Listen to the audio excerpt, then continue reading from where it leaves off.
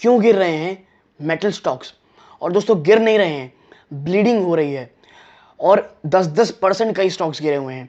Brokerage houses काफ़ी negative हो चले हैं इस पूरे सेक्टर के ऊपर, सिर्फ और सिर्फ सरकार के एक फैसले के कारण। क्या है वो फैसला और आने वाले समय में स्टील के स्टॉक्स में क्या रणनीति होनी चाहिए?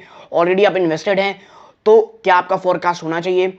आप मेरी पर्सनल राय देखेंगे तो आपको याद होगा मैं पिछले काफ़ी, आप अगर जब भी मेरे पुराने व्यूअर्स होंगे, मैं स्टील सेक्टर में थोड़ा कॉशियस रहने की बात कर रहा था और कभी भी मैंने स्टील में एक लॉन्ग टर्म प्रोस्पेक्टस की बात बिल्कुल नहीं की थी। रीजन सिर्फ एक था दोस्तों, बहुत ज्यादा ऑलरेडी चल चुका था, सबसे बड़ी बात। सेकंड चीज कि एक कहते तो सैचुरेशन पॉइंट ये आ चुके थे और अब सरकार ने जो आप कह लीजिए इन्फ्लेशन को रोकने के लिए जो तमाम कदम उठाए हैं, क्योंकि देखिए जिस कारण स्टील गिर रहा है ये कई सेक्टर्स के लिए काफी पॉजिटिव चीज है, लेकिन steel sector as a whole, steel companies को लेकर के काफी कह सकते हैं आप कॉशियस हो चली हैं। तो क्यों है ऐसा सिनेरियो, क्या प्रॉब्लम हुई है, इन तमाम चीजों में देखेंगे। नमस्कार दोस्तों, मेरा नाम है अमिताभ मिश्रा और आप आज बात करने वाला हूं मैं स्टील स्टॉक्स की गिरावट के ऊपर। तो सीधा मैं आपको लेके चलता हूं एक आर्टिकल के ऊपर जहां आपको समझाने की कोशिश करता हूं कैसा है क्यों। देखिए, metal stocks plunged in the morning trade on May 23 as brokerages downgrade the sector after the government import export duties on iron ore and some metal intermediaries।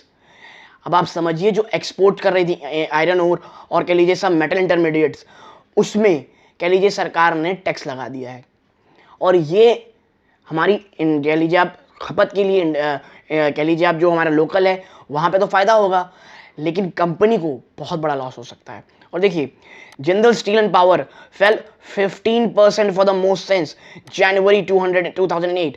Tata steel was down 12%, the biggest drop since August 2015. JSW 11%, its highest loss since May 2020, and SAIL was down 11%, the lowest it has been since May 2020।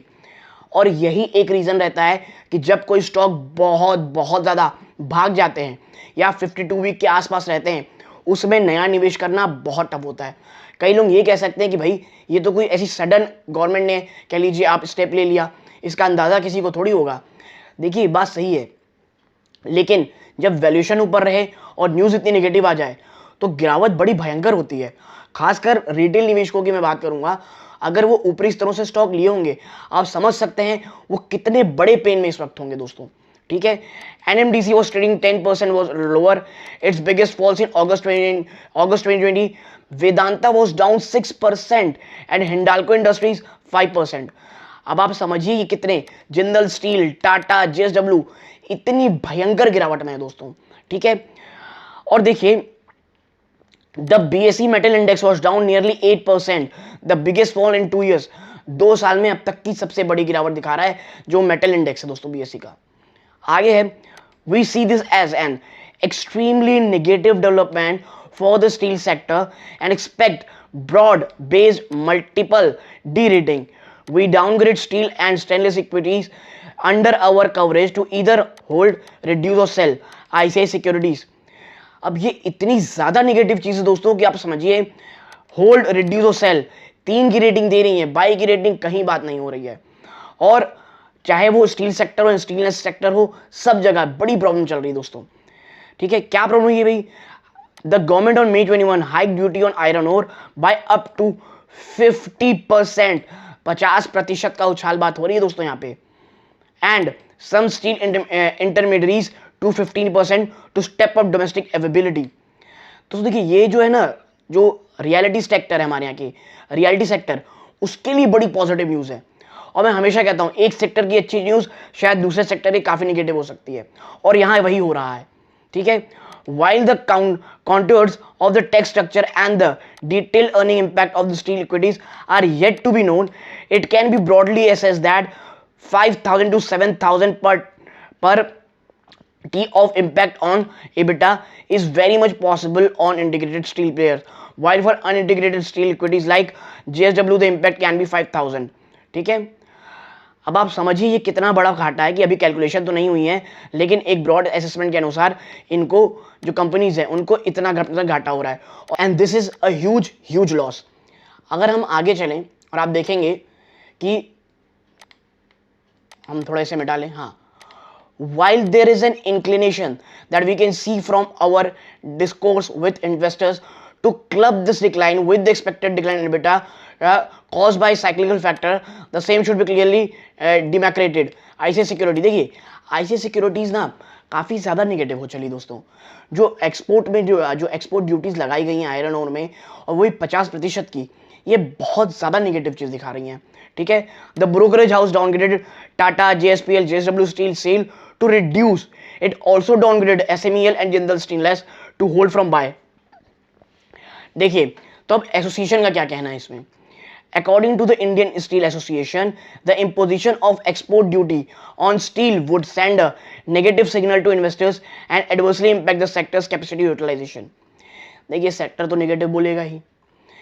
ये sector जो आप export से इतने ज़्यादा पैसे कमाए हैं, आप समझ लीजिए स्टील कंपनीज ने अपने कर्जों को एक इसी के दम पे, सिर्फ एक्सपोर्ट्स के दम पे इतना ज़्यादा कम किया है जिसकी कोई सीमा नहीं है.